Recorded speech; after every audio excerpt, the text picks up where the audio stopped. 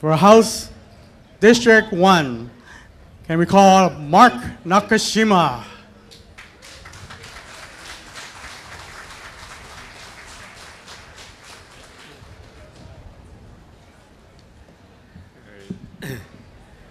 Ladies and gentlemen, aloha. It has been an honor to be your voice in the House of Representatives for the past 10 years. With your support, we have increased the minimum wage, expanded health care on the Big Island, and also put in place a comprehensive housing plan. As an educator, you must study the issue fully in order to understand the problems and to formulate good solutions.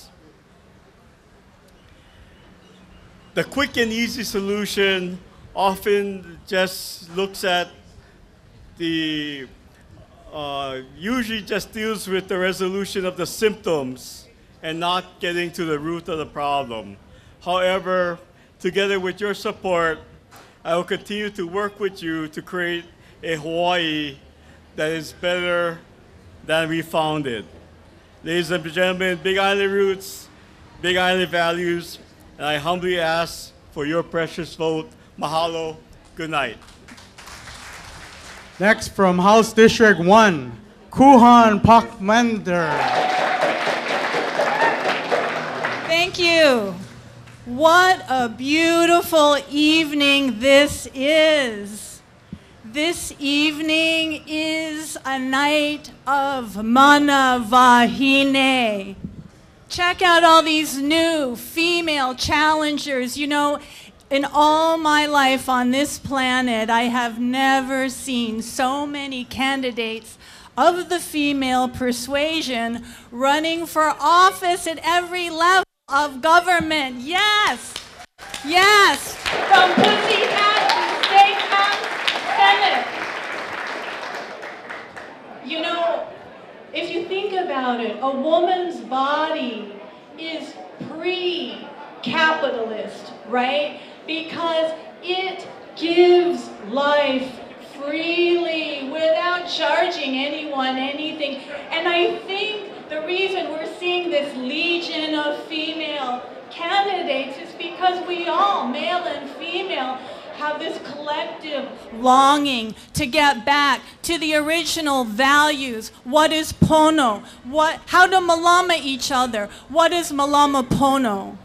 I think we all know that medical care is a basic human right, and capitalism should not get in the way of it. We all know that every human being deserves a roof over his head. We all carry that dignity, and we all know that no job is worth desecrating our aquifers like Honua is planning to do this year by putting contamination into our aquifers, irreversibly contaminating. You know, they also are cutting down forests right now to burn eucalyptus logs that actually is a specimen that makes a perfect log cabin to house our homeless. You know, we have what we need here. We don't need to burn trees to make greenhouse gases. We need to build those trees to make log cabins for the homeless. So please vote for Malama Pono tomorrow. Ladies and gentlemen, Kuhan Pakmander, House District 2. Ladies and gentlemen, please welcome to the podium, Teri Naki. Aloha mai kako. My name is Teri Naki, and I am from here. You are sitting in my home, where my family has been here for hundreds of years. And during the 1800s, many of our Hawaiian families were put in a place called Keokaha. In 1920, our Hawaiian homes, families were put there. I don't know how many of you know what it was like to be living next to a sewage pipe that emitted constant low levels of hydrogen sulfide. Only a few feet away from my families. Many of you don't know what it's like to live next to an airport where touch and go is only a few feet away from my families. I'm here to represent the underrepresented Native Hawaiian population, those that live in this community that have endured excessive exposures to pollution, to industrial facilities. I'm here to be able to make a difference for the families that have been impacted. The buck stops here. It stops here. Our families in this district phenomenally increased a vote at least 4,000. And I'm excited and ready for tomorrow. Mahalo nui loa. I'll see you at the polls. Ladies and gentlemen, Teri Naki.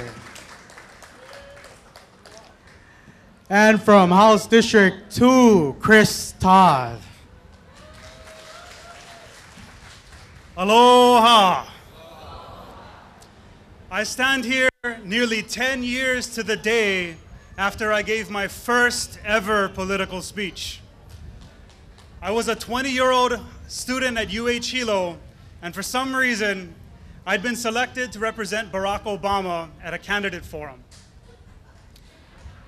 I stood at the podium, I spoke ambitiously, and I electrified a crowd full of at least 12 people. Little did I know that nearly 8 years later, the President of the United States would have been the host of The Apprentice. In all seriousness, I think for a lot of people in my generation, 2016 was a wake-up call. It was a clear sign that progress is not linear, and it does not come easily. It requires a fight. The week after the election, I felt a deep, burning passion inside me to do everything I could to build a better future right here in my hometown. I wanted to take the time to thank you all for being here today, but beyond that, I wanted to thank you all for helping to restore much of the faith and the hope that I had lost in 2016. Together, we marched for women, we marched for science and for our children. We have so much more work to do, not only to resist the Trump administration, but to do everything we can locally to restore progressive values within our state. That means providing affordable housing, a living wage, and schools that we can all be proud of. For all that has changed since I gave my first speech 10 years ago, much has stayed the same. So I will finish tonight with the same words I used in 2008. Yes, we can, and yes, we will. Mahalo. Ladies and gentlemen, Chris Todd. Now moving to House District 3. House District 3. We'd like to call to the podium Reina Wong.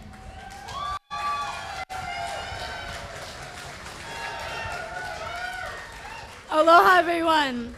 My name is Reina Wong. I'm a kindergarten teacher. I'm a family farmer. I'm a Democrat, and I'm a candidate for State House. When we started this campaign, we believe that when ordinary people do extraordinary things, we can make a big difference. Our campaign is a people-powered campaign. We knocked on 3,000 doors. We called 4,000 phone numbers, and we sent thousands of handwritten letters. We raised $20,000 in donations from individual people, not corporations. Across the nation, we're seeing more and more of the community approach to campaigning Our campaign's approach to truly being aligned to the values of the community because we walked the neighborhoods and we talked to the people. The old school approach where you buy some radio ads and newspaper ads and pay someone to place your banners is no longer going to win elections. The approach of ignoring questionnaires like the Democratic Party questionnaire, there's one candidate in here that did not submit that one. You can guess who it is. It's my opponent. Dodging debates and failing to hold community meetings isn't going to win elections anymore. What makes a Democrat? If it's putting a D next to your name on the ballot, you can expect to keep losing to people like Trump. If it's living and breathing and working hard for the issues that true Democrats in our communities stand for, like a livable wage, environmental protections, healthcare for all, education for all, and fair elections, then you can expect to win and win big. I'm a fan of the latter. Tomorrow, vote for the true Democrats. I'm Reina Whiting. Vote for me tomorrow. I have a few seconds. Thank you to my partner, my campaign manager, Anne Marie, Amy, Liz, my dad, Eva, and Josh. All of my team here, community. Thank you. Ladies and gentlemen, Reina Whiting. From House District 3, Richard Onishi. Aloha. It has been an honor and a privilege for me to have served in the State House of Representatives representing District 3. I've been born and raised in Hilo on this island for over 60 years. I went through our public school system, which I'm very proud of. I've graduated from the University of Hawaii in Hilo, worked in this community, served on many nonprofit organizations, worked in our schools to help better education, and had the blessing, when I decided to run 6 years ago, the support of the people in District 3. Legislating is the ability to bring people together and to solve problems. I believe that if you look at my record, that's what I've done over the past 6 years. I want to continue to serve the people of District 3, the island of Hawaii, and the state of Hawaii. Please don't forget to go out and vote, and please vote for Richard Onishi. Thank you very much. We'd like to call to the podium Cindy Evans. Aloha. Aloha. First of all, I want to thank you all for showing up tonight and also thank everybody that's watching tonight. And I represent currently North Kona, South Kohala, and North Kohala. So for all those that are watching from the north end of the island, thank you so much. Keep country, country. Keep Hawaii, Hawaii. Keep our oceans healthy and safe when we're swimming, that we know they're healthy. Make sure our water is there. Water is life. Make sure we're growing local food. Support our farmers. Reform education, but doing it by getting our classrooms right. Getting our teachers the salary they need.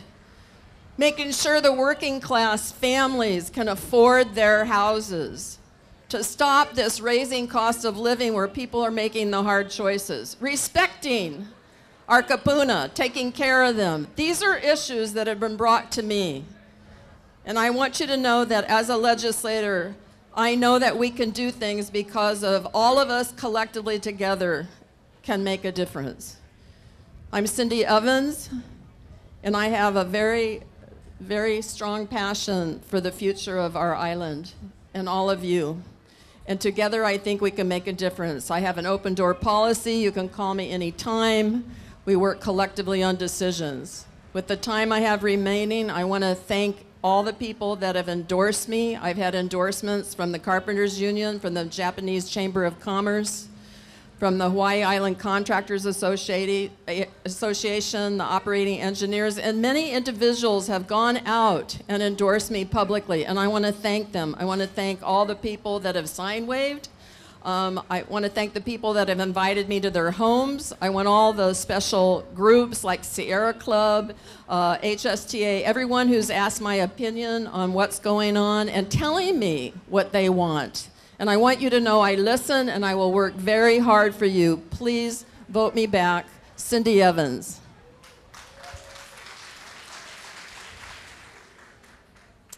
Ladies and gentlemen, Cindy Evans. And our last candidate from House District 7, David Ternes. Aloha. Tonight I have two things I want to say. I've got 2 minutes. I want to say two main things. One, I am running for election because I am grateful. And I am running for election because I want to serve. So those are the two main things I want to point out tonight. I am grateful to my family, to my community, for supporting me in my bid for election to office.